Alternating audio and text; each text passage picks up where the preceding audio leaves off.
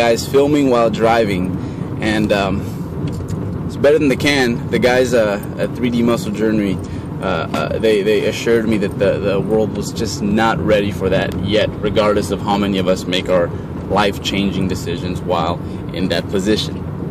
But on a serious note, I wanted to get to this yesterday. I didn't get a chance to, so I'm going to do it today. It's one thing I didn't get to complete off my to-do list, and it was bugging me, so I'm going to do it today. And I wanted to talk about carbohydrates while dieting. Carbohydrates while dieting, and not so much whether or not you should use them, because I think if you are viewing this channel, you have a good idea as to all the good things that carbohydrates do. Even, there, I guess, one of the arguments that a lot of folks like to, use is that, they're non-essential nutrient, and it's like, well, neither is greatness, and you need carbs if you wanna be great.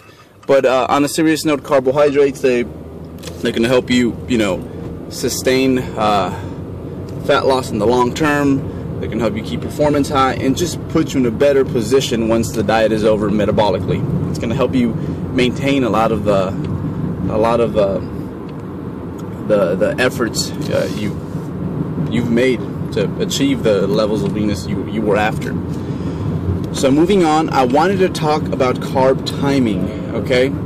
And it's something that's often overlooked, but I think it's really important once you are dieting. So carb timing, I think more than anything, what we're going for here when we are pondering how to use our carbs effectively, we want to use our carbs in a manner that yields the most performance. So the first place I would put my carbohydrates, or make them a priority, would be my pre-workout. I would make carbohydrates a priority pre-workout. And as you get closer to your set point and beyond your set point, and again, your set point is that place where your body likes to be in terms of body weight, in terms of body fat. Once you get there and you start trying to get past that, it becomes difficult to perform, okay?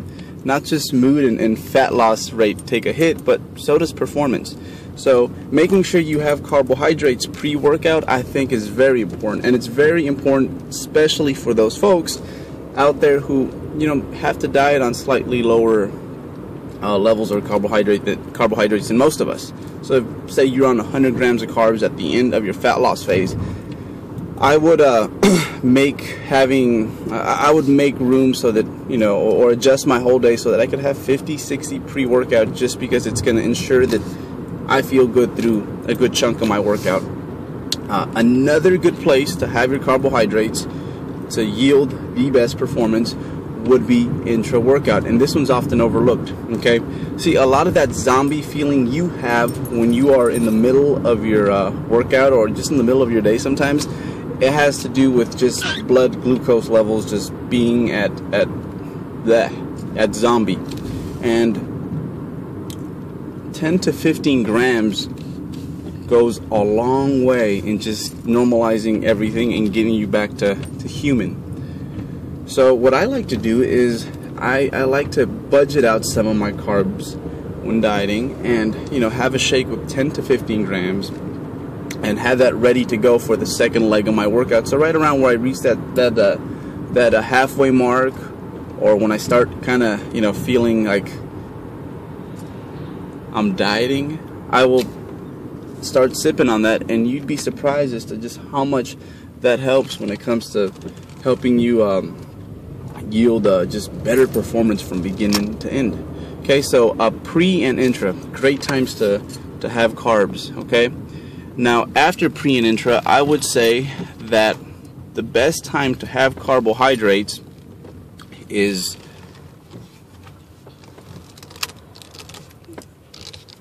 I guess you could say have intra-life carbs. See, most of our expenditure, and we're at the vet, by the way, so got here a bit early, so we're going to finish it off with Polly in the background. A lot of our most of our expenditure has, it doesn't really come from training, especially if you are an athlete that weight trains. Weight training, especially weight training that's conducive to muscular gains, is not going to just burn a ton of calories. Not at all. I think some folks give it too much credit. And most of our caloric expenditure and the differences you see from one person to another person, they are due to differences in NEAT. And NEAT is exercise activity thermogenesis. That's what NEAT means. NEAT is everything you do outside of the gym, from me, bopping my head to the Hanson brothers on the way to the vet here, to all the walking a mailman does when he's en route. And of course, someone like a mailman would have higher NEAT compared to someone who just is a desk jockey. And one of the big reasons that we find ourselves making cuts and having to adjust calories, a lot of it is just your body making budget cuts in terms of expenditure, but a lot of it has to do with the fact that we start to become a bit more frugal when it comes to our NEAT. A lot of it is without you noticing, and I know my contest prep guys who have gone on those diets, people kind of notice that sometimes you're a step or two behind. You're just not as perky, you walk a little slower. Okay, that's your body just kind of holding back on some of that NEAT. So quite often, we have to make adjustments simply because people get lazy, I guess. People won't bop their head to Hanson anymore and things of that nature. So when thinking about where am I going to place my carbs, I think the best way, or something that again goes overlooked, is place them in a manner that just makes you feel your best, that just makes you feel energized. And another thing that I love to do is I love to have carbs behind glass, just in case, kind of like that intra workout. You can call it a shake, the intra workout cocktail. I always have carbs at hand just in case I need them when I'm dieting. Last year when I was dieting, I was working with children, elementary school children, and man, keep up with those suckers, it's a lot of expenditure. So what I would do is, whenever I was kind of feeling like, I was a step behind, I was feeling dieted, I used to have some goldfishes in my pocket, where if I felt like I needed them, I would just pop one in, pop two in, pop three in, whatever, and just I'd feel good again, and I'd play kickball like I usually would. So all those things, they were part of my NEAT and my expenditure outside of the gym. And just to make sure I maintain that, I place my carbs during the day in a manner that yielded the most energy for me. And not only that, but I had some carbs at hand just in case I felt like I was dieting. The last place that you want to have your carbohydrates, and sorry, Paulie just saw a dog and he's going nuts.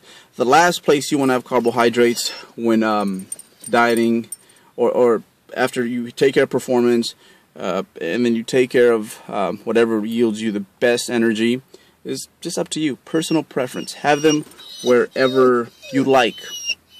Paulie, you're ruining my video, dude. Thank you. Have them wherever you like. And that's pretty much it. That's how I would go about setting up my carbohydrate feedings. And that's carbs when dieting in a nutshell, or in this case, in a cereal bowl. So thank you, folks. A little longer than usual, but given the circumstances, I think it's still under 10 minutes.